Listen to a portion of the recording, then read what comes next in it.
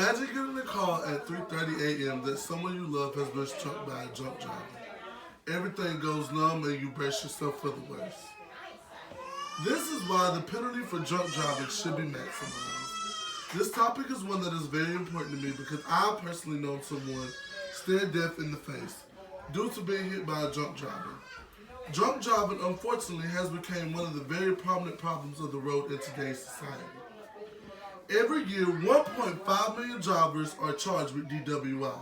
According to reports by drunkdriverprevention.com, 1 out of every 121 drivers will be charged with driving under the influence as well as driving while impaired. This means that drunk driving has become a rampant crime in America. However, reported by the Gills law firm, the charge of drunk driving under the influence is only considered a misdemeanor, with the exceptions of your license being revoked for 1 year or more. This means that offenders still choose to drive after the National Highway Safety Administration reports that 30 people of the U.S. die every day due to a drunk driving accident. This shows how careless someone that is driving under the influence of alcohol can and will be.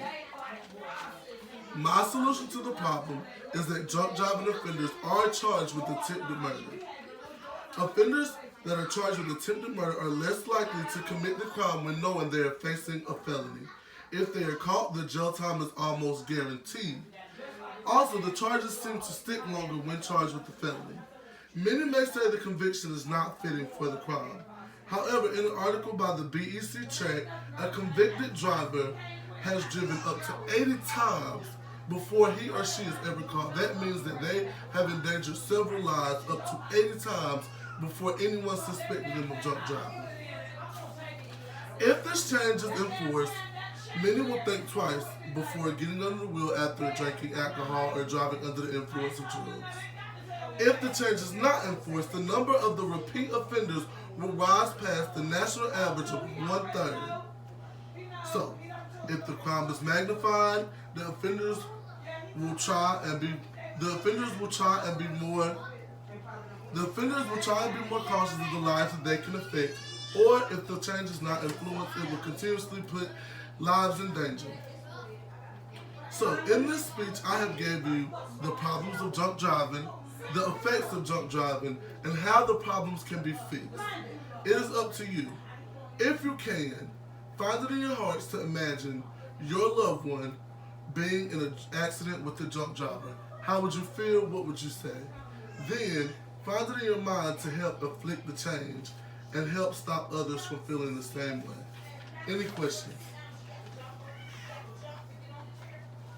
What is the alcohol level in the United States? For a driver that's over the age of 21, is 0.08. That blows you and puts you in a non-drunk driving. That means that you haven't consumed the overage of alcohol to be operating a motor vehicle. Anybody under the age of 21 should blow a 0.00.